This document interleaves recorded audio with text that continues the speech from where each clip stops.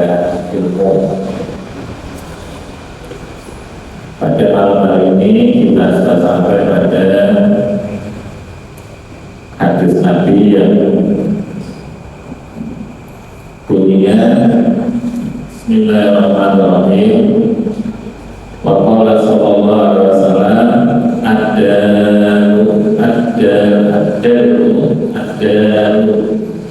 ala khairi kafa'ili.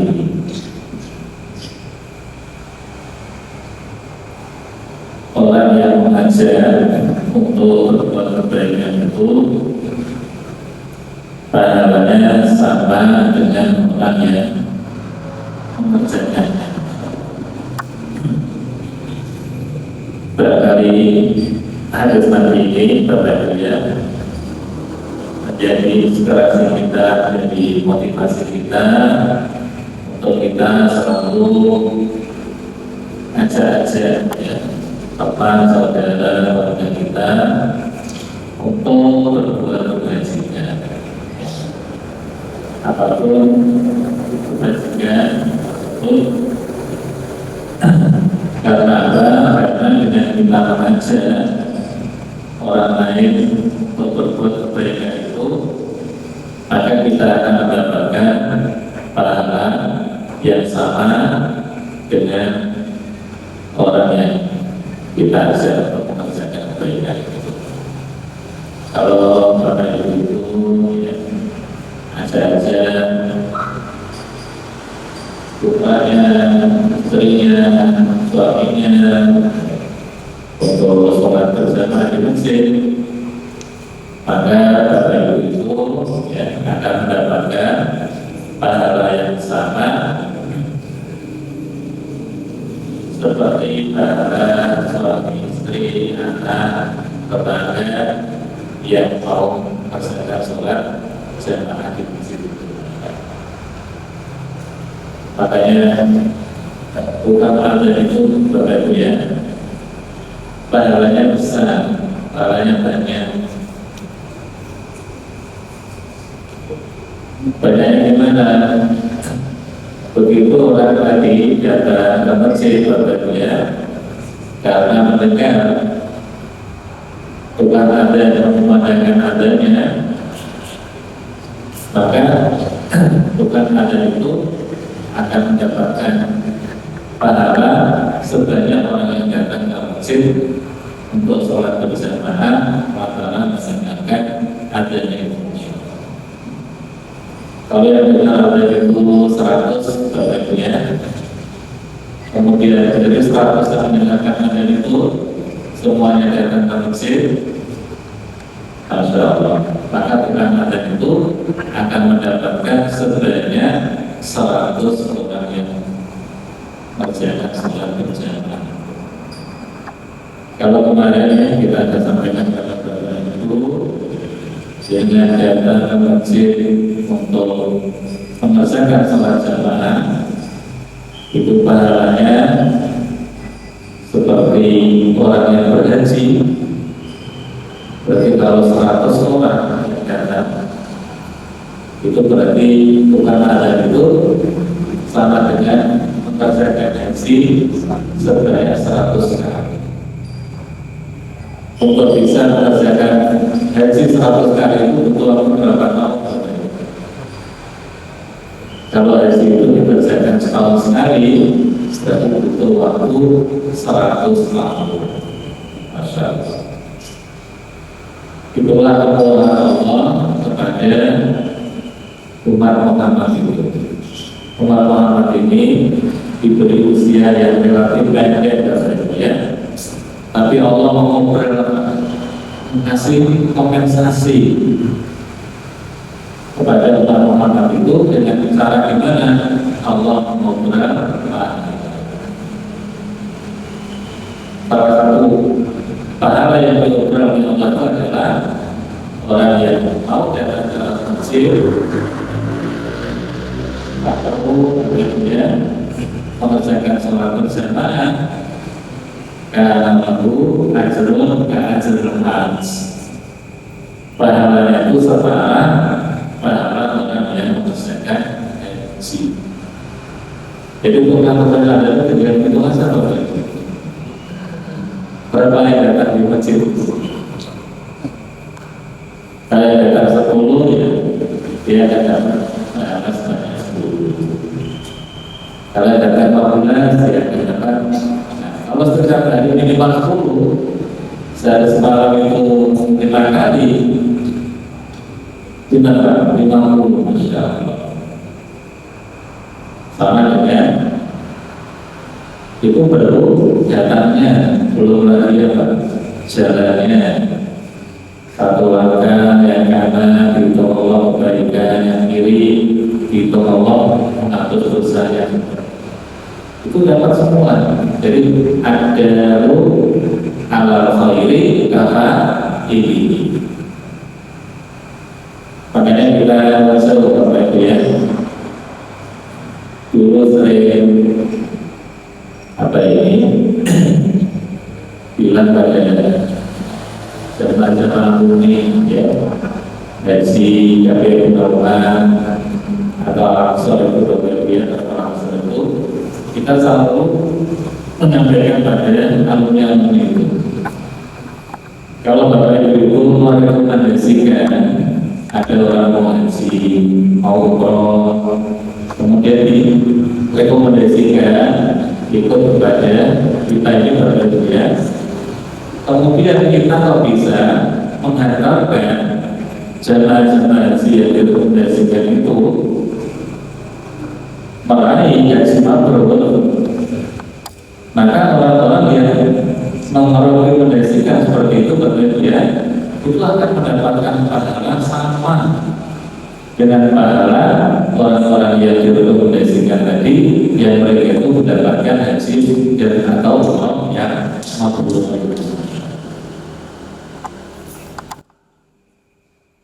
Atau jenengan Bapak Ibu ya merekomendasikan anak-anak sekolah atau mondok di pesantren yang menurut jenengan sekolah itu apik, itu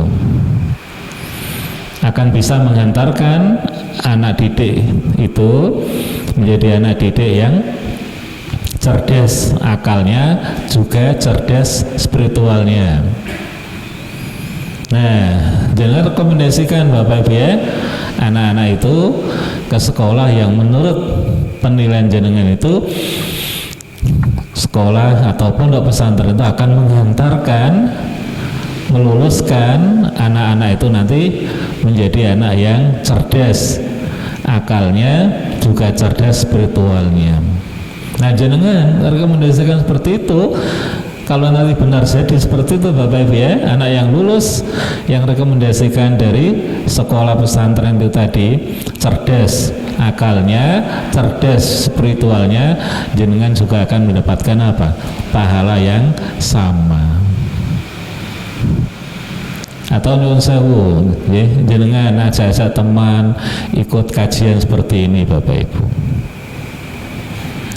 Kalau teman siapa aja ya, mau ikuti pengajian seperti ini, kajian seperti ini, kok kemudian nanti jadi orang baik atau orang dapat ilmu Bapak Ibu ya, kemudian mereka bisa mengamalkan ilmu yang didapat dari kajian semacam ini, maka jenengan juga akan mendapatkan apa?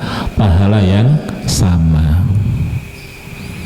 Makanya sistem jual beli MLM itu sesungguhnya itu sudah ada sejak dulu.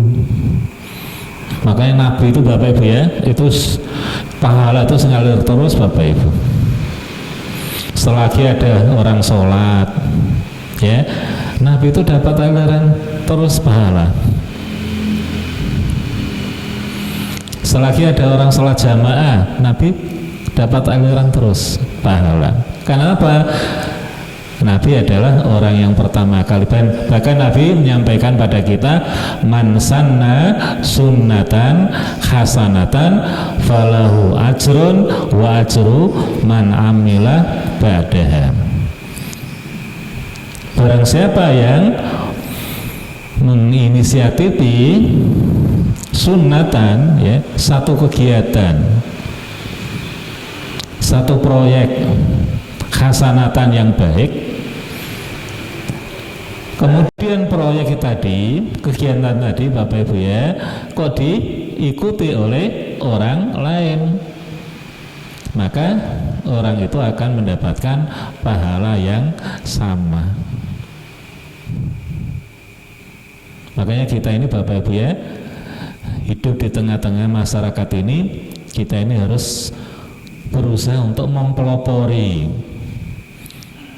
proyek-proyek kebaikan. Apa kira-kira di kampung kita ini yang belum ada? Oh, belum ada TPA. Jangan rintis Bapak Ibu TPA. Selagi nanti kegiatan TPA itu jalan terus Bapak Ibu ya, jenengan tinggal kipas-kipas. Kipas-kipasnya apa? Dapat aliran apa? Pahala. Selagi anak-anak yang belajar TPA itu sampai bisa ngaji Bapak Ibu ya, kok mereka ngaji terus Bapak Ibu, jangan juga akan kipas-kipas dapat apa? Aliran pahala dari anak-anak yang belajar TPA di tempat yang kita pelopori pertama kali, yang jenengan rintis pertama itu. Inilah Bapak Ibu ya, kemurahan saya Bapak Ibu ya, Allah Subhanahu wa Ta'ala. Kita ngajak orang berbuat baik ya, orang berbuat terus orang mengikuti, kita akan mendapatkan pahala yang apa? Sama, Masya Allah.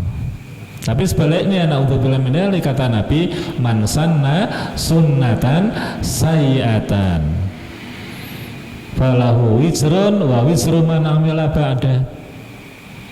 Tapi sebaliknya, kalau orang itu menginisiatifi, merintis kegiatan proyek yang nggak baik, kemudian diikuti oleh orang lain, maka dia juga kipas-kipas Bapak Ibu, dapat kiriman apa? Dosa, Masya Allah. Jadi naudzubillah min dzalik. Makanya kita hidup di tengah-tengah masyarakat ini Bapak Ibu ya, kita bisa apa? Mempelopori kebaikan, bisa mempelopori hal yang tidak apa? Baik. Nah, tinggal mana yang kita pilih dalam hidup kita di tengah-tengah masyarakat itu. Kalau kita mempelopori kebaikan, insya Allah kita akan mendapatkan aliran pahala. Makanya Nabi, para sahabat-sahabat itu Bapak Ibu ya, salafus soleh kita, kiai-kiai kita, guru-guru kita itu, Masya Allah, dia akan mendapatkan apa? Aliran pahala terus menerus itu, yang tidak layan tahiyah, yang tidak akan apa? Pernah berhenti pahala itu selagi Bapak Ibu ya, murid-murid, guru-guru dari guru-guru kita, kiai-kiai kita itu mengamalkan ilmunya dulu itu, Masya Allah. Senajan beliau-beliau itu sudah sare di kuburan, mereka masih akan mendapatkan kiriman pahala dari ilmu-ilmu yang ditularkannya itu. Allah Akbar ya. Inilah apa ini Bapak Ibu ya, keutamaan kalau kita itu mau ajak mau ngajarkan apa? Ilmu kepada orang lain itu. Wa qala sallallahu alaihi wasallam, Rasulullah sallallahu alaihi wasallam bersabda, la hasada illa fisnataini.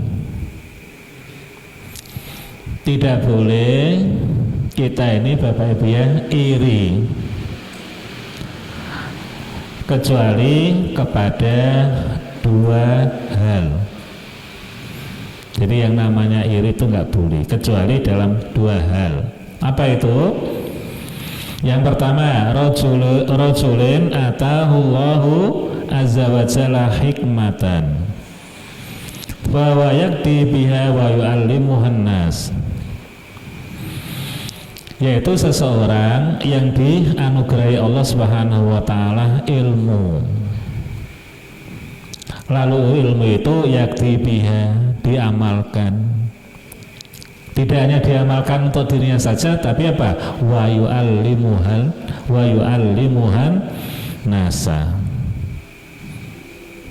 Tidak hanya ilmu itu diamalkan untuk dirinya sendiri, tapi di samping diamalkan untuk dirinya sendiri juga disampaikan, diajarkan kepada orang lain.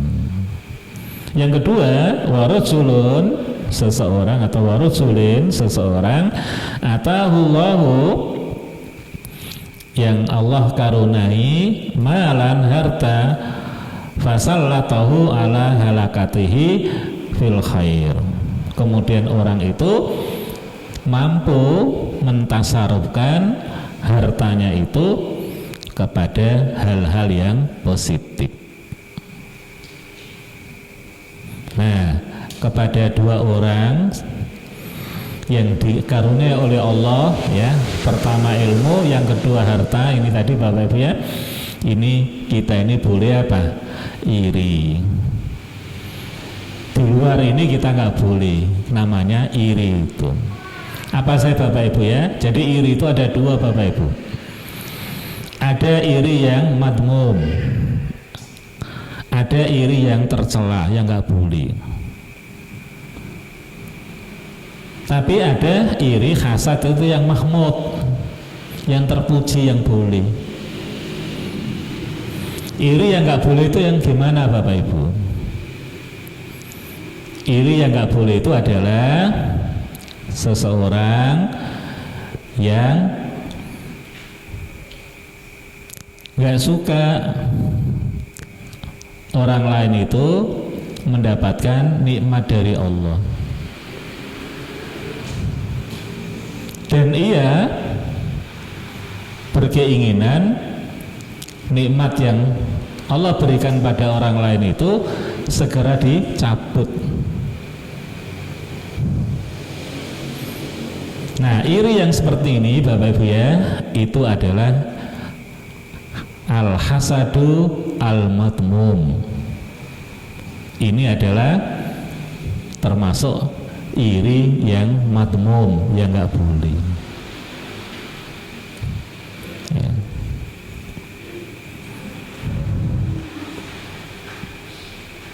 Dulu itu ada orang Arab Bapak Ibu, ada orang Arab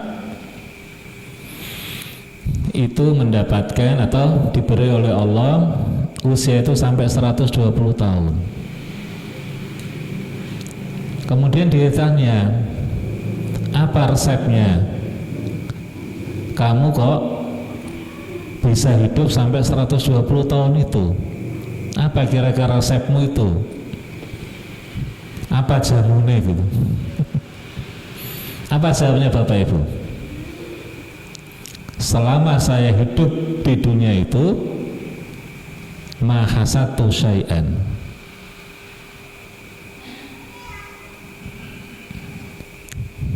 resepnya, karena selama saya hidup di dunia ini, saya itu nggak punya rasa iri dengan siapapun. Ma hasatu ala ahadin syai'an,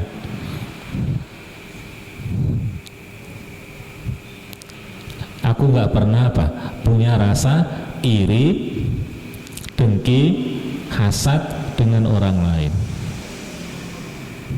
Fabaka itu, makanya saya apa bisa hidup lama ini.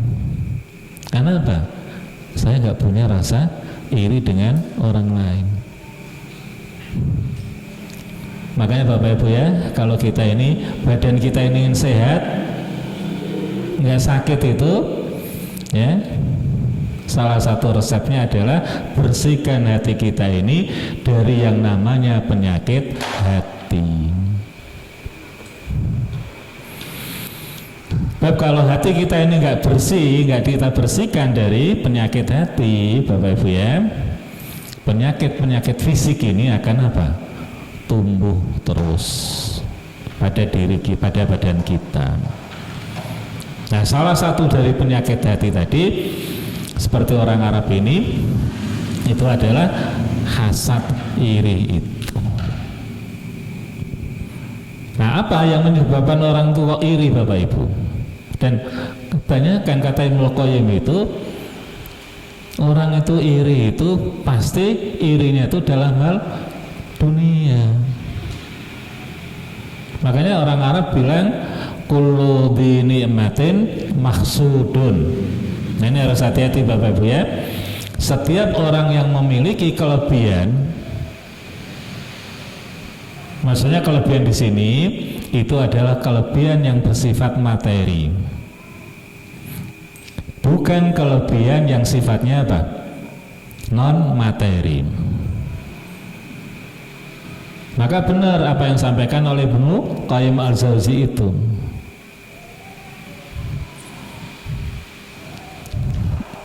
Apa pernyataan beliau? Kelebihan yang sering diireni orang itu adalah kelebihan yang sifatnya materi. Oh, bapak ibu omahe apik, mobilnya apa? Tanah ini dindi ya. Bapak ibu ya. Uang mesti merinya di situ bapak ibu. Gak ada kata Ibnu Qayyim itu orang kok meri dalam hal apa? Non materi. Bapak ibu kok rajin ya sholat jamaah. Gak ada orang meri tetangganya yang rajin sholat apa? Jamaah itu. Ya bapak ibu. Loh, bapak ibu kalau jam 3 jam 2 bangun wungu. Nggak ada orang kok apa? Meri dengan tetangganya yang jam 2 jam 3 wungu itu. Tangganya bapak ibu ya, Senin Kemis mesti poso. Ditambah mana bapak ibu ya, tanggal 13, 14, 15 Ayyamul Bid poso. Ora ana wong kok iri apa? Wong sing apa bapak ibu? Sing duwe kebiasaan puasa seperti ini nggak ada. Siapa yang iri? Tapi kalau jenengan punya kelebihan materi, pasti kulo dinikmatin maksudun. Pasti banyak yang apa bapak ibu? Banyak yang meri. Jadi merinya orang itu bapak ibu min amri dunya, kata Ibnu Qayyim, kata Ibnu Sirin dan Ibnu Qayyim, bukan di non materi. Nah, apa yang menyebabkan orang itu kok meri bapak ibu? Apa? Kata Ibnu Qayyim ada dua orang itu yang menyebabkan orang itu iri itu. Iri dalam hal apa? Materi tadi apa? Pertama, hubbul maizah. Karena orang itu suka apa bapak ibu? Suka menonjol. Terus sampai ada wong sing apa? Ngalahke gitu bapak ibu. Yang kedua wakarahatul tasawa. Terus sampai ono wong sing madani gitu. Nah, kalau orang itu bapak ibu ya punya dua penyakit ini apa? Pengen tampil berbeda dengan orang lain. Yang kedua nggak mau dia apa? Padani, saingi oleh orang lain, maka akan timbul kata Ibnu Qayyim rasa apa? Iri itu. Lho kok ono wong sing duwe mobil sing apa? Luwih apik timbang nggon aku. Lho, kok ono sing duwe apa? TV luwih canggih daripada TV ning omahku. Nah. Loh, kok ono wong sing duwe omah luwih apik katimbang omahku. Nah. Sementara dia itu suka apa Pak? Sampai ono sing apa? Sing madani, sing nyaingin. Dia kepengen apa? Beda dengan yang lainnya. Kok iki ono sing apa? Beda nih, iki ono sing nyaingi. Nah. Akan timbul apa Bapak Ibu? Akan timbul rasa meri. Akhirnya apa Bapak Ibu? Saya ora seneng sing tanggane kok iso apa? Luwe unggul katimbang dheweke. Dia ora seneng kok tanggane iso nyaingi. Maka timbullah rasa apa? Wis muga-muga ya Allah mobil sing apik luwih apik timbang nggon aku wis tabrak napa ngono ya Allah. Nah, nyuwun sewu, meri yang seperti ini, inilah meri yang madmum. Makanya kita ini Bapak Ibu harus waspada. Setiap kali kita ini punya apa? Kelebihan yang sifatnya materi itu harus berwaspada, harus hati-hati. Kenapa? Karena rawan diireni, dimereni orang lain itu. Kullu dzi ni'matin mahsudun itu mesti Bapak Ibu, nggak ada. Karenanya maka kita ini harus berusaha untuk membersihkan hati ini. Ya. Gimana caranya Bapak Ibu biar kita nggak iri? Ya wis kabeh kos bagiannya Allah dhewe to Bapak Ibu. Allah ngasih kita ini orang itu manusia ini hambanya ini ya sesuai dengan jeripayanya kan gitu Bapak Ibu. Ya. Podo-podo kita ini kerja Bapak Ibu ya. Kadang yang satu kasih oleh Allah banyak, yang satu tidak. Terus untuk apa ngireni? Makanya kata Ibnu Sirin, untuk apa aku ini hidup ini meri dengan seseorang dalam urusan materi? Toh kalau orang itu ditakdirkan Allah masuk surga, ya dia akan masuk surga. Mau apa kita? Kalau orang itu ditakdirkan Allah masuk neraka, ya akan dimasukkan Allah ke neraka. Untuk apa? Aku kata Ibnu Sirin, aku harus meri dengan orang tersebut dalam hal apa? Urusan dunia, dalam hal materi. Kalau dia bisa dijamin oleh Allah masuk surga, untuk apa dimereni? Ya Bapak Ibu, apa meneh kalau dia jamin oleh Allah masuk apa? Neraka. Untuk apa kita? Kata Ibnu Sirin, untuk apa aku harus apa? Meri dengan orang itu. Nah ini meri yang tidak apa Bapak Ibu, yang tidak boleh itu. Ini meri yang seperti ini apa Bapak Ibu? Orang seneng ono wong liya iku apa Bapak Ibu? Duwe kelebihan materi. Terus dongake berharap materi yang dimiliki orang itu sirna musna dari apa? Dirinya. Nah meri yang seperti ini nggak boleh. Tapi kalau merinya seperti ini boleh Bapak Ibu. Ana wong dikei oleh Allah Bapak Ibu nikmat. Ya dia tidak apa Bapak Ibu. Ya dia biasa saja. Dia ya enggak apa? Enggak benci Bapak Ibu ya dengan wong sing dikei nikmat itu. Dia juga enggak mendoakan, enggak mengharapkan orang yang diberi nikmat itu apa? Cepat sirna nikmatnya. Tapi dia ini punya keinginan yang sama seperti yang diberikan kepada orang tersebut. Nah, meri yang seperti ini Bapak Ibu, ini meri yang boleh. Ini namanya gopto atau gipto. Bukan namanya hasud, bukan namanya hasad, bukan namanya iri, tapi apa? Gipto. Kepengen ya duwe ilmu seperti ilmu yang dimiliki oleh orang itu. Kenapa dia kepengen punya ilmu seperti yang dimiliki oleh orang itu? Karena orang itu apa? Bisa ngamalkan ilmunya itu sekaligus bisa apa? Ngajarkan ilmu itu kepada orang lain. Ya Allah, aku kok kepengen ya dua ilmu kaya sing dimiliki si A si B iku.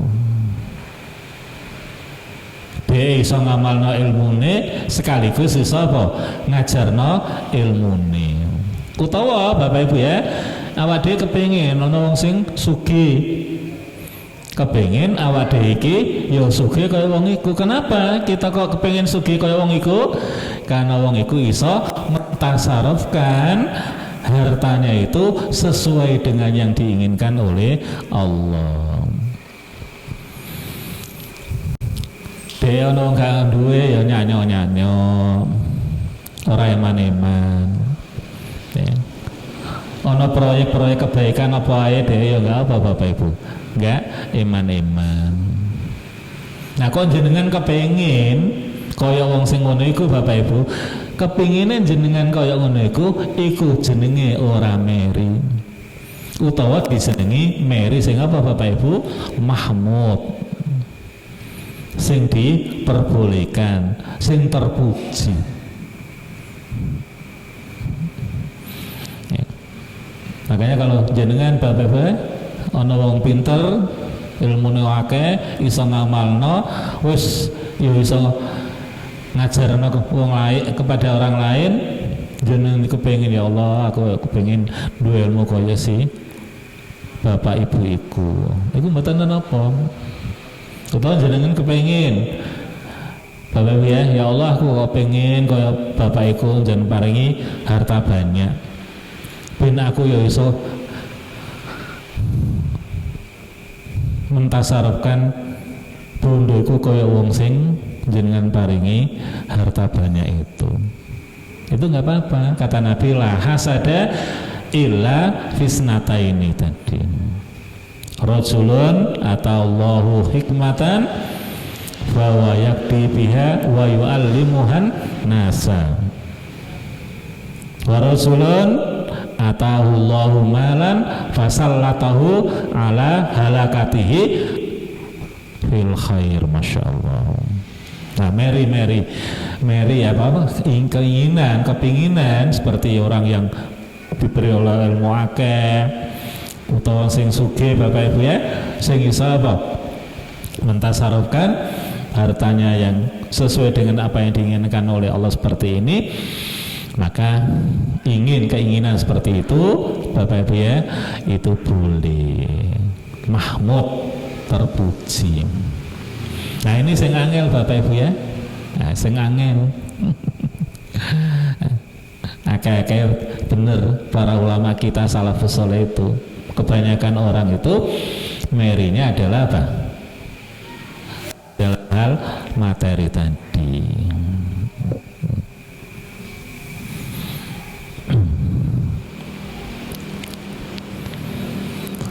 Waqala sallallahu alaihi wasallam ala khulafai rahmatullah. Jadi Bapak Ibu ya, Nabi itu Allah telah memberikan rahmat kepada siapa? Ala khulafai, kepada penerus-penerusku. Kila ada sahabat bertanya, waman khalafa'uka, hai Rasulullah, siapa penerus-penerus panjenengan itu siapa? Dijawab oleh beliau, alladzina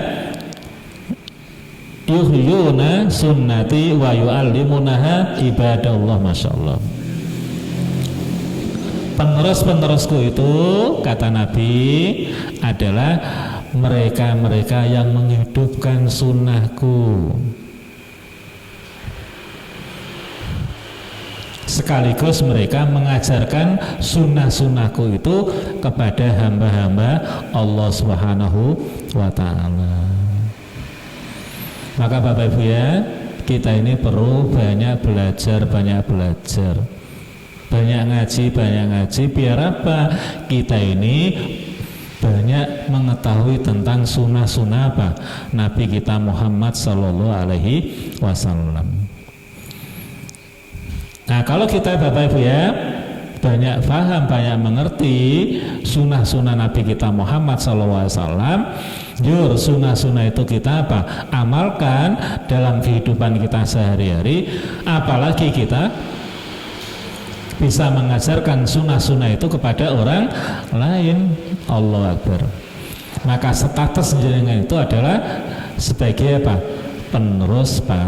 Penerus Nabi kita Muhammad Sallallahu Alaihi Wasallam. Apalagi dalam kondisi seperti ini Bapak Ibu ya, dalam keadaan dunia kita sekarang ini, orang yang mau menghidupkan sunnah Nabi itu sudah apa Bapak Ibu? Dianggap orang-orang kampungan wis. Mangan dahar kok dengan tangan kanan Bapak Ibu, wis dianggap kampungan. Ya toh?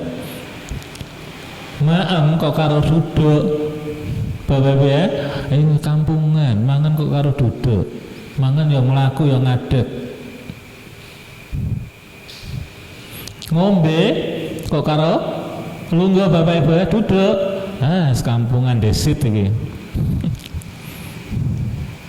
Padahal Bapak Ibu ya, semua apa yang diajarkan sunnah Nabi ini ya, kenapa kita makan sambil duduk, minum sambil duduk? Ini dari segi nilai kesehatannya itu luar biasa.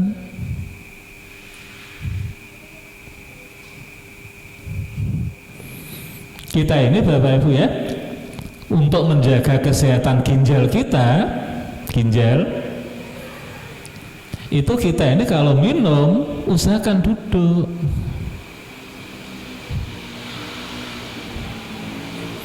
Jangan kita biasakan minum itu dengan apa? Berdiri. Sebab nanti kalau jenengan suka apa? Minum sambil berdiri, minum apa saja sambil berdiri, nanti nggak kuat ginjal jenengan. Sama dengan Bapak Ibu ya, nyuwun sewu. Sunahnya kalau kita pipis itu gimana Bapak Ibu? Sunahnya gimana? Jongkok duduk, jongkok Bapak Ibu. Nabi itu tidak pernah nyuwun sewu nggih, buang hajat kecil itu Bapak Ibu ya, itu kok dengan berdiri. Sepengetahuan sahabat itu hanya sekali Nabi. Itu aja ada yang mengatakan karena pinggang Nabi saat itu sakit. Ada yang mengatakan karena tempat Nabi mau buang hajat kecil itu keras, apa, lembek gitu Bapak Ibu ya, sehingga kalau beliau dengan duduk nanti nyiprat juga Bapak Ibu, maka dia pilih berdiri. Ada yang mengatakan gitu, alam. Tapi Nabi hanya sekali itu, sepengetahuan sahabat itu.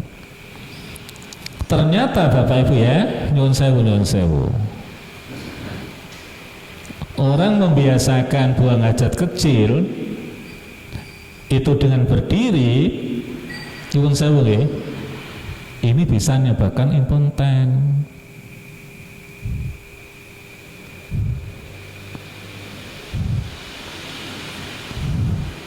Kalau tidak Bapak Ibu ya, itu nanti akan mudah terkena biasanya orang laki-laki apa Pak? Prostat, akan mudah terkena prostat. Jadi Allah Akbar Bapak Ibu, sunnah-sunnah Nabi ini ya, itu tidak sekedar sunnah yang kita apa? Kerjakan begitu saja, tapi ada nilai apa? Sehatnya.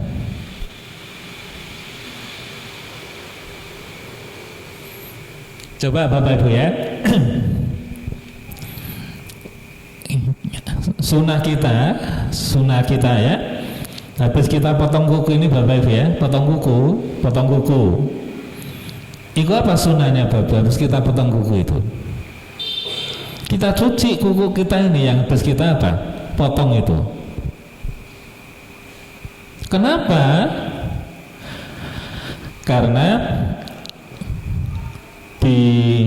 apalagi kuku sampai hitam baru ya, di sini sarang bakteri, kuman. Kalau orang habis apa Bapak Ibu? Habis potong kuku terus kok megang apa? Apalagi kolak gini, Masya Allah, Berapa kuman yang apa? Nempel di kolak ini. Bahkan salah seorang ahli medis dokter dari Pakistan itu mengatakan setiap 1 jam telapak tangan kita ini Bapak Ibu ya, ketempelan kuman penyakit itu tidak kurang dari 100 kuman per jamnya.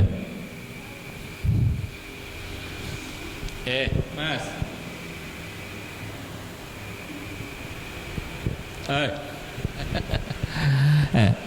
Jadi per jamnya ini Bapak Ibu ya, kuman yang nempel di kita ini, di telapak tangan kita ini, itu nggak kurang dari 100 per jam.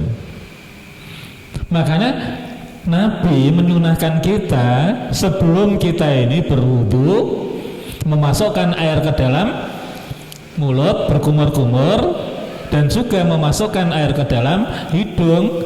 Nabi menyunahkan kita apa? Cuci dulu tangan kita ini. Makanya kalau di Arab Bapak Ibu ya, di negara-negara Muslim di Arab itu, enggak hanya Arab Saudi loh Bapak Ibu, di hampir semua negara Arab itu, di tempat keran wudhu itu, di atasnya pasti ada tempat sabun.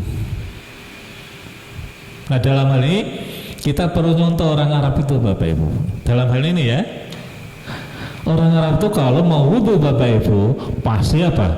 Nyucinya tangan ini benar-benar cuci benar dengan sabun. Dalam hal ini perlu kita contoh. Wes ono 5 menit tok Bapak Ibu hanya untuk apa? Nyuci tangannya ini juga. Baik mereka itu dari Thailand atau tidak. Apalagi kalau dari Thailand, mereka lebih lama lagi sampai 10 jam. 10 menit. Hanya untuk suci apa? Tangannya aja. Gak tahu apakah mereka karena mengetahui ilmu ini atau tidak, atau karena kebiasaan mereka ya. Nah ini sunnah. Nah coba Bapak Ibu, betapa bahayanya kita kalau kita mau wudhu ujuk-ujuk Bapak Ibu ya, masukkan apa? Air ke dalam mulut kita. Berapa kuman yang apa? Masuk ke mulut kita ya lewat air itu, Masya Allah. Nah sunnah-sunnah Nabi seperti ini Bapak Ibu ya, hendaknya kita apa? Hidupkan. Dengan kita menghidupkan sunnah Nabi seperti ini, apalagi kita nularkan sunnah Nabi ini kepada orang lain Bapak Ibu ya, sehingga orang lain pun juga menghidupkan sunnah-sunnah Nabi seperti ini. Jenengan yang seperti ini menghidupkan sunnah Nabi dan menyampaikan sunnah Nabi kepada orang lain, status panjenengan itu adalah sebagai khulafa'uhu, sebagai penerus beliau itu, Masya Allah. Nah apalagi Bapak Ibu ya yang mau kita cari dalam hidup ini, kalau kita ini tidak menjadi penerus Nabi itu, apalagi yang mau kita cari? Profesi apalagi yang paling apa? Yang mulia di muka bumi ini Bapak Ibu? Adakah profesi yang paling mulia di muka bumi ini? Kata Imam Ghazali gak ada. Dari 5 profesi itu kata Imam Ghazali, yang menempati yang sudah pernah kita sampaikan itu, profesi yang paling utama itu adalah sebagai khulafa'uhu warasatul anbiya, ulama. Nah kita sebagai penerus beliau, kenapa? Karena kita selalu menghidupkan apa? Sunnah Nabi dalam kehidupan kita sehari-hari. Oh, masuk rumah baca assalamualaikum ya. Keluar rumah baca bismillahirrahmanirrahim, la haula la quwata illa billah. Ketemu orang Bapak Ibu ya, jangan ucapkan assalamualaikum. Nah, selagi orang yang jenengan temu itu apa? Jenengan tahu identitasnya. Kalau jenengan nggak tahu pun nggak apa-apa. Maka Nabi afsu salam alaman arafta wa malam ta'raf. Ucapkan salam itu kepada orang yang sudah kamu ketahui identitasnya. Oh, itu muslim. Wa malam ta'raf.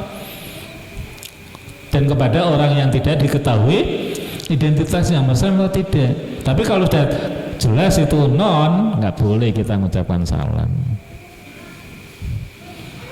Kalaulah mereka mengucapkan salam, gimana jawab kita Bapak Ibu? Cukup wa'alaika. Tidak seperti jenengan mendapatkan ucapan salam dari sesama muslim, jawabnya waalaikumsalam warahmatullahi wabarakatuh. Tapi kalau mereka mengucapkan salam, tetap kita wajib apa? Menjawab. Tapi jawabnya gimana? Cukup wa'alaika. Jenengan ketika ketemu orang jabat tangan Bapak Ibu ya, jabatan tangan sing tenanan. Orang tempel ini. Yang kedua, wajahnya jangan tatap. Jangan kok salamnya gini Bapak Ibu. Nah. Ya sekarang ini Masya Allah, ya, budaya di kita ini Bapak Ibu ya, sekarang sudah mulai luntur. Apalagi sunnah Nabi ini sudah mulai luntur Bapak Ibu. Orang jabatan tangan itu gak tenanan. Terus mendingan orang jabatan tangan karo gini. Piye karepe? Nabi itu kalau jabatan tangan Bapak Ibu ya, Nabi itu kalau jabatan tangan, lawannya itu dipegang kuat-kuat, dan beliau tidak akan melepas tangannya itu sebelum lawannya melepas. Yang kedua, wajah beliau ini menatap wajah lawannya itu.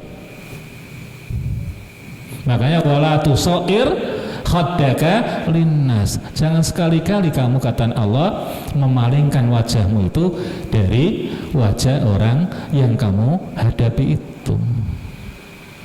Kenapa? Kalau jangan salaman dengan orang lain, unsur jabatan orang lain, kok begini? Berarti ada unsur sombong jenengan.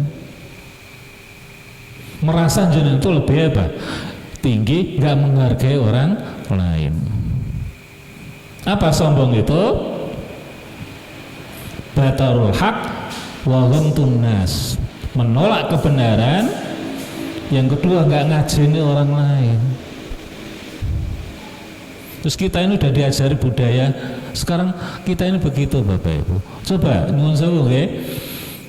Kita ini diajak orang ngomong Bapak Ibu, nyuwun sewu. Njur ditinggal HP-an coba.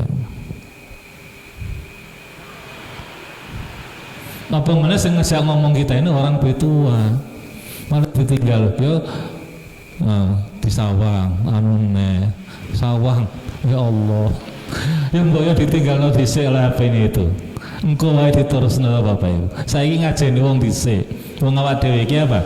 Diajak ngomong wong, diajak ngobrol wong. Maka Nabi gimana Bapak Ibu? Hormati wong sing luwih tuwa, sayangi sing luwih apa? Muda. Jodoh meh iku wong luwih enom karo awak dhewe. Kalau orang itu ngejak, orang muda itu ngejak ngomong kita, ya perhatikan. Nah, sunah-sunah seperti ini Bapak Ibu ya, sekarang ini sudah mulai redup dan. Nah, siapa yang akan menghidupkan sunah-sunah seperti ini Bapak Ibu? Sinten? Makanya kita perlu banyak ngaji, kita perlu banyak baca, kita perlu banyak belajar. Biar apa? Kita banyak tahu tentang sunnah-sunnah Nabi ini. Karena apa? Semua sunnah Nabi ini Bapak Ibu itu ada nilai sehatnya, ada nilai kebersihannya. Sampai kenapa Bapak Ibu ya? Kita ini mau wudu itu masih disuruh siwak. Apa siwak itu? Gosok gigi. Apalagi kalau kita habis makan. Ini kan kesehatan juga Bapak Ibu. Coba kalau kita Bapak Ibu ya, wudhu, kumur, kemudian di sela-sela gigi kita ini kok ada apa? Sisa makanan. Dulu kita kumur-kumur gitu Bapak Ibu ya. Kemudian sisa makanan itu kemudian keluar, ketelan dengan apa? Air kumur-kumur itu termasuk di perut kita, pripun? Bahaya. Makanya kita dianjurkan oleh Nabi itu sebelum kita wudhu kita sikat gigi dulu, siwak. Bahkan Nabi itu saking pentingnya siwak ini Bapak Ibu ya, sampai mengatakan laula an asyqa ala ummati la amartuhum bisiwaki inda kulli wudu'in au inda kulli sholatin. Andai kata aku tidak memberatkan umatku itu untuk bergosok gigi setiap kali mau wudhu atau sholat, niscaya akan aku apa? Perintahkan umatku itu. Tapi Nabi apa Bapak Ibu? Mesake. Kalau setiap kali ya kita ini mau wudhu mau sholat, suruh apa Bapak Ibu? Sikat gigi. Masya Allah. Apa tuh Bapak Ibu? Nah ini ya Allah sunnah Nabi yang seperti itu Bapak Ibu ya. Nah kalau kita bisa Bapak Ibu ya menghidupkan sunnah-sunnah Nabi seperti ini, dan kita juga bisa ngamalkan, bisa ngajarkan, nularkan sunnah-sunnah Nabi seperti ini, maka itulah hakikat status kita itu adalah sebagai khulafa'u. Nah ini pernyataan para salafus soleh kita, seperti Umar Bapak Ibu ya, man haddasa hadisan fa'amila bihi falahu ajru man amila dalikal amal. Masya Allah. Barang siapa yang menyampaikan ilmu kepada orang lain ya, fa'amila bihi, lalu ilmu yang disampaikan itu diamalkan oleh orang lain itu, maka kata Umar falahu ajru man amila dalikal amal, dia akan mendapatkan apa? Pahala sama dengan pahala orang yang mengamalkan ilmu yang kita berikan itu. Allahu Akbar Bapak Ibu. Jadi kalau saya nyampaikan, bacakan kitab Ihya ini Bapak Ibu ya kepada panjenengan, terus dengan mengamalkan ilmu-ilmu yang ada di Ihya ini, insya Allah juga saya akan dapat apa? Pahala yang sama dengan panjenengan. Ya. Lebih-lebih Imam Al-Ghazali ini,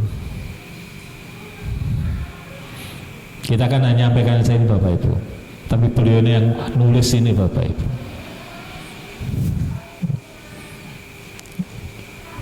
Beliau nulis ini wis butuh waktu berapa ini Bapak Ibu? Ini sampai 3 jilid tuh Bapak Ibu.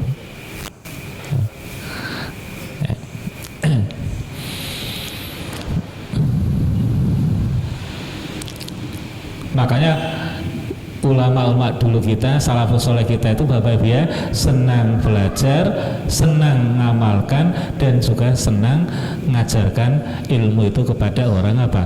Lain. Kenapa? Karena mereka ini akan mendapatkan pahala yang sama seperti orang-orang yang diajarkan ilmu itu. Nah ini yang menjadi motivasi kita Bapak Ibu ya. Kemudian kalau Ibnu Abbas, apa pernyataan Ibnu Abbas Bapak Ibu? Mu'allimun nasi al khaira yastaghfiru lahu kullu syai'in hatal khuti fil bahar. Masya Allah. Orang yang mengajarkan al khair, ilmu, annas kepada manusia, kepada orang lain, yastaghfirulahu, akan dimohonkan ampunan oleh siapa? Kullu syai'in, semua makhluk Allah yang ada di muka bumi ini. Hatal khut fil bahr, sampai apa? Ikan-ikan yang ada di laut. Itu sama apa Bapak Ibu? Sama apa? Memohonkan ampunan. Kepada siapa? Orang-orang yang mau mengajarkan ilmu, orang-orang yang mengajarkan kebaikan. Kepada siapa? Kepada orang lain itu. Makanya kalau kita ini Bapak Ibu ya, mau mengajarkan ilmu kepada orang lain, mengajarkan kebaikan kepada orang lain, maka semua makhluk Allah yang ada di muka bumi ini, termasuk ikan-ikan yang ada di laut Bapak Ibu ya, itu semuanya akan memohonkan ampunan kepada kita yang mau mengajarkan ilmu itu. Allahu Akbar. Wa qala ba'dul ulama, sebagian ulama berkata, al-alim yadkhulu fi ma bainallahi wa bainal khalqi. Jadi Bapak Ibu ya, orang alim itu adalah sebagai wasilah yang menghubungkan manusia dengan siapa? Allah Subhanahu wa taala. Fal yanzur kaifa yadkhul. Piye carane wong alim menghubungkan manusia kepada Allah itu Bapak Ibu?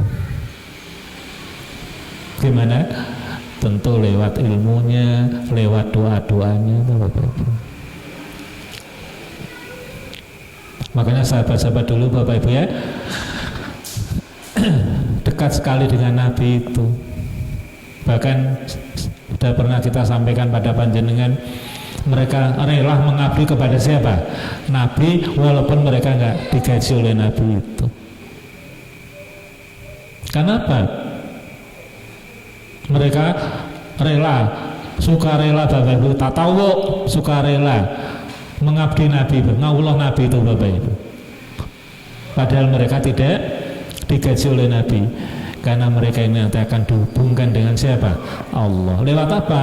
Lewat doa-doa Nabi itu. Seperti yang sudah pernah kita sampaikan jenengan, Anas itu Bapak Ibu ya, ngabdi Nabi itu sampai 10 tahun. Begitu selesai mengabdi, dia benar-benar dihubungkan oleh Nabi dengan siapa? Allah Subhanahu wa taala. Lewat apa? Lewat doanya. Apa doa Nabi kepada Anas? Allahumma aksir malahu wa waladahu. Ya Allah, kayakanlah Umar itu dengan harta, dan juga kayakan Anas itu dengan anak. Terbukti Anas itu kaya harta, kaya anak. Berapa anaknya Bapak Ibu? Itu 100. Jadi anak dan cucunya 100. Nah ibu-ibu nggak usah tanya berapa istrinya, kok jenengan nggak mau ngaji dengan saya.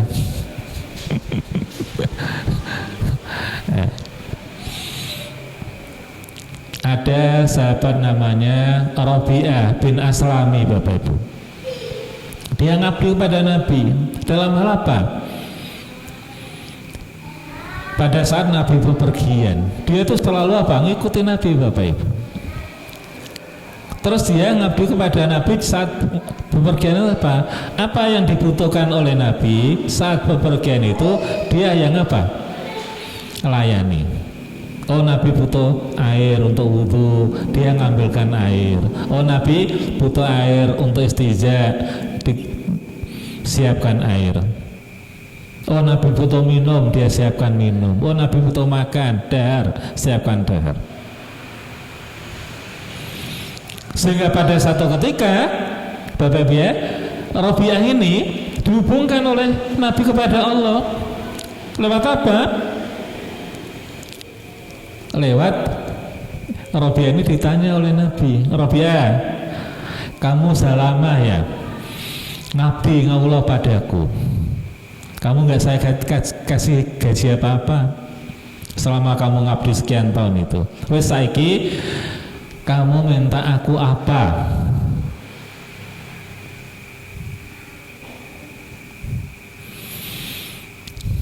Apa permintaannya Bapak Ibu? Permintaannya Rabi'ah ini, Nabi, aku bisa dampingi jenengan seperti ini, jangan hanya nanti di dunia saja, tapi di akhirat pun juga kami mohon juga bisa dampingi jenengan. Nabi itu mancing Bapak Ibu, iku yo. Tapi maksud Nabi, kowe iku njaluk materi itu, nggak keluar surga Bapak Ibu. Ini eloknya sahabat itu. Yang dicari itu bukan materi, masya Allah. Sampai Nabi mancing, minta yang lain, Rabi'ah. La Nabi, hada yakfi, dan ini cukup. Oke, kata Nabi, kalau kamu hanya minta ini, aku dibantu ya. Apa Nabi? Perbanyak kamu sujud. Artinya kalau kamu mau dampingi aku nanti di surga, ya, tidak hanya di dunia, maka bantu aku. Dengan cara apa? Kamu perbanyak sholat sunat. Sholat sunat yang dimaksud oleh Nabi ini adalah sholat sunat mutlak. Sholat sunat yang tidak ada batasan berapa rakaatnya, banyak minimal berapa, maksimalnya berapa, nggak ada. Yang jelas 2 rakaat minimal. Maksimalnya berapa? Nggak ada angkanya. Tidak terikat oleh waktu. Kapan aja bisa dikerjakan kecuali di 3 waktu yang memang kita dilarang. Yang pertama, inda tulu'il syam, pada saat matahari terbit. Itu nggak boleh kita sholat. Sekarang terbit mataharinya jam 5:09. Pas matahari jam 5:09 kita nggak boleh sholat. Kita harus nunggu sampai 1/4 jam. Berarti jam 5:25 atau 24 menit itu baru kita boleh sholat. Yang kedua, pada saat matahari berada di tengah-tengah kita sampai tergelincir. Yang ketiga, pada saat matahari mau terbenam. Nah, di 3 waktu ini kita nggak boleh ngerjakan sholat apapun. Di luar 3 waktu ini, nah, monggo ya, sholat sunat mutlak itu bisa dikerjakan. Caranya gimana? Mau 2 rakaat salam boleh, 4 rakaat 1 kali salam boleh, 6 rakaat 1 kali salam boleh, bahkan 1000 rakaat 1 kali salam kalau memang ingat boleh. Paribasanya gitu. Ini namanya sholat sunat mutlak. Nah, kalau Bapak Ibu ini bisa ngerjakan sholat sunat mutlak seperti ini, dijamin oleh Nabi itu seperti Rabi'ah tadi akan bisa mendampingi siapa? Nabi di surga itu. Nah, makanya sahabat-sahabat Nabi itu senang Bapak Ibu ya, ngaulah kepada siapa? Nabi itu. Karena apa? Dia akan dihubungkan dengan Allah Subhanahu wa taala. Makanya santri-santri di pondok dulu itu juga senang Bapak Ibu ya, ngaulah Pak Kiainya itu. Nah, Ustaz Zainul pernah ngaulah Pak Kiainya betul. Nah, Pak Kiai itu dulu punya sawah Bapak Ibu ya. Nah, kita ngaulah bantu ini? Kalau panen itu Bapak Ibu ya, bantu. Benar dihubungkan dengan Pak Yai itu Bapak Ibu. Santri-santri yang Allah Pak Yainya itu benar-benar dihubung lewat doa-doanya. Makanya saya perhatikan teman-teman dulu suka ngawula Pak Yai seperti itu, hidupnya bagus-bagus, mapan-mapan Bapak Ibu. Banyak yang jadi pegawai negeri, kecuali saya dan Ustaz Zainul yang nggak jadi pegawai negeri. Rata-rata jadi pegawai negeri, jadi PNS semua. Padahal dulu ya yang ngasuh, ada nimbakan air di kolamnya itu Bapak Ibu ya, jam 2, jam setengah 3 mereka sudah bangun nimbah itu Bapak Ibu ya. Nah, ternyata mereka yang Allah Pak Yai dulu itu berhasil. Kenapa? Dihubungkan oleh Pak Yai itu dengan siapa? Allah lewat apa? Doa-doanya. Nah, Pak Yai itu Bapak Ibu ya, sedikit tidurnya di malam hari itu. Kenapa Pak Yai itu sedikit tidurnya di malam hari karena Pak Yai itu prihatin dengan santri-santrinya. Makanya waktu di sepertiga malam terakhir itu digunakan Pak Yai apa? Untuk berdoa pada Allah agar santri-santrinya itu menjadi santri yang sukses fid dunya wal akhirah itu. Nah ini yang nyuwun sewu perbedaan antara sistem pendidikan di pesantren dengan di sekolah-sekolah itu. Kan jarang tak Bapak Ibu ya, guru-guru itu mau apa? Prihatin seperti itu. Terus doakan apa? Siswa-siswinya itu kan jarang. Wes yang penting memenuhi kewajiban ngajar 10 jam ya 10 jam. Wes nggak ada ikatan apa Bapak Ibu? Batin ya dengan apa siswa-siswanya itu. Apalagi sekarang siswa nakal ya Bapak Ibu ya. Gurunya ya wis mangkal sebel lah. Terus gak mungkin doakan seperti itu. Kalau di pesantren Pak Yayainya seperti itu Bapak Ibu. Nah maka Bapak Ibu Nabas ini Bapak Ibu ya, sebagian ulama ini al-alim yadkhulu fima bainallah wa khalqihi wa falyandur kaifa yadkhul katanya. Ya lewat doa-doanya, lewat ibadahnya Pak Yai itu, lewat kedekatan Pak Yai itu, ya, sehingga apa? Orang-orang yang dekat dengan Pak Yai, santri-santrinya itu dapat sawabnya, dapat barokahnya, masya Allah. Makanya dengan harus dekat-dekat dengan ustadz-ustadz, dengan kiai, orang-orang alim, Bapak Ibu. Biar apa? Ya paling nggak dapat sawabnya, dapat doa-doanya dari orang apa? Alim-alim itu.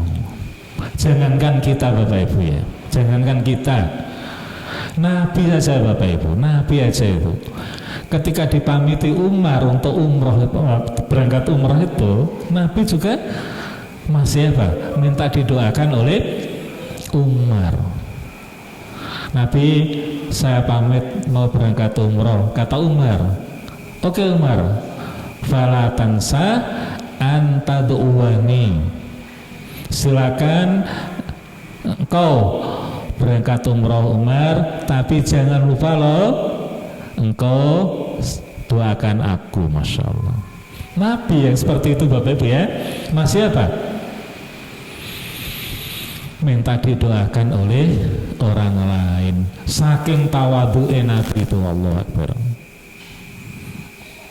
Kadang-kadang kita ini ilmu society, kadang-kadang Bapak Ibu ya wis merasa apa? Ilmu akeh wis gak wis masa. Makatan Bapak Ibu ya. Ada yang mau sampaikan Bapak Ibu? Jam 9 lebih. Ada yang mau sampaikan? Nggak harus apa yang kita sampaikan ini Bapak Ibu ya. Masalah apa aja Bapak Ibu. Masalah fikih, masalah apa, monggo. Kalau mau ada yang sampaikan. Nggih, monggo Pak.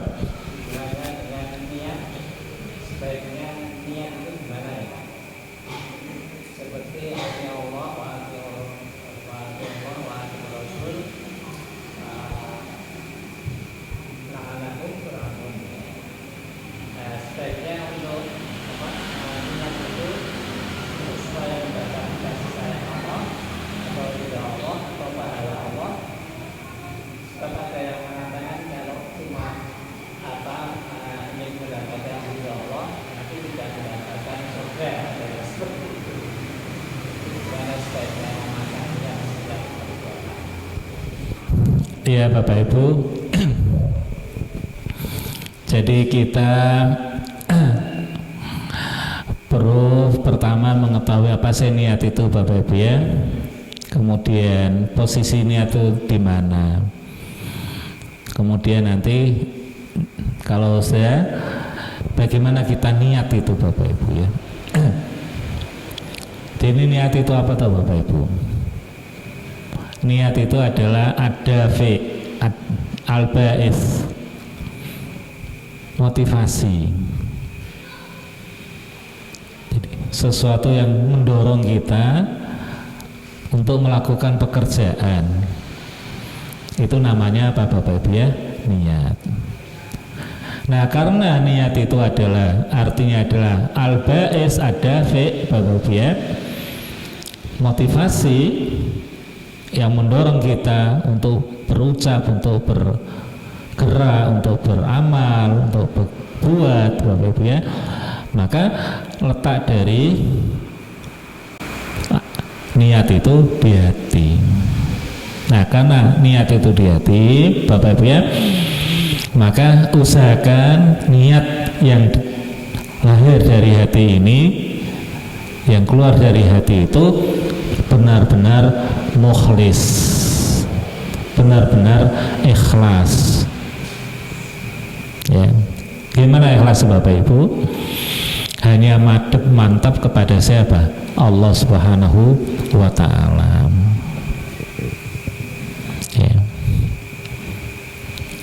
Sudah enggak la yamin wala shimal, enggak noleh ke kiri, la yaltafitu ala yamin wala yaltafitu ala yasar, wis enggak ngoleh kanan kiri, pokoknya mantap hanya kepada Allah Subhanahu wa ta'ala.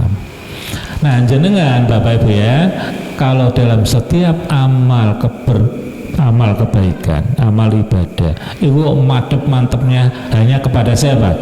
Allah Subhanahu wa ta'ala.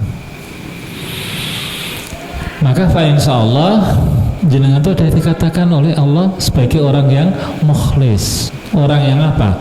Ikhlas. Apakah jenengan niatnya itu libtigha'i mardhatillah?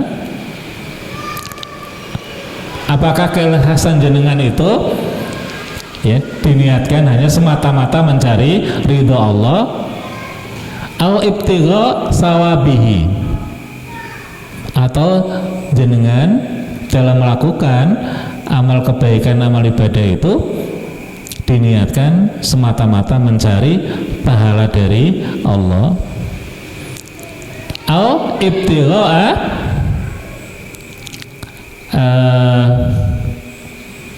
ajrihi, atau ibtigha al-jannah. Apa ini? Mencari apa? Surganya. Itu semuanya benar semua Bapak Ibu ya. Jadi semuanya apa? Benar, semuanya boleh. Dengan niat ya, yang penting apa? Niat itu ikhlas, semata-mata mencari ridho Allah boleh, mencari pahala dari Allah boleh, meraih surga juga apa? Boleh, terhindar dari neraka juga apa? Boleh. Yang penting semua itu dalam koridor siapa?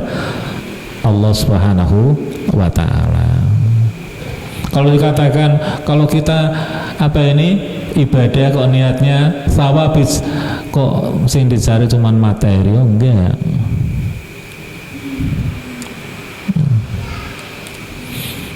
Kok hitungan apa? Hitung-hitungannya enggak. Ngomong Allah juga ngajari kita hitung-hitungan. Jadi semuanya boleh Pak.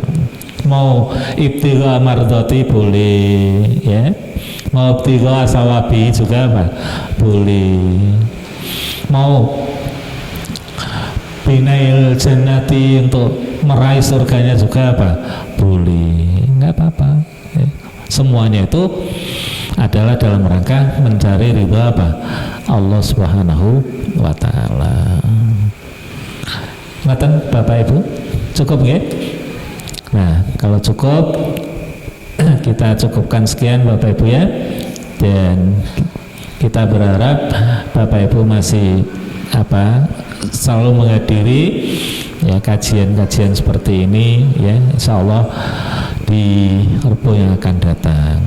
Mudah-mudahan Bapak Ibu senantiasa diberi Allah kekuatan iman, kekuatan lahir batin, sehat jasmani, sehat rohani, berkah hidup Bapak Ibu, dimudahkan rezekinya oleh Allah Subhanahu wa taala, dan segala urusan Bapak Ibu juga dimudahkan oleh Allah Subhanahu wa taala. Mari Bapak Ibu, mohon maaf apabila ada kekurangan. Mari kita tutup dengan membaca doa kafaratul majlis. Subhanakallahumma wa bihamdika asyhadu an la ilaha illa anta astaghfiruka wa atubu ilaik. Walhamdulillahirabbil alamin. Assalamualaikum warahmatullahi wabarakatuh.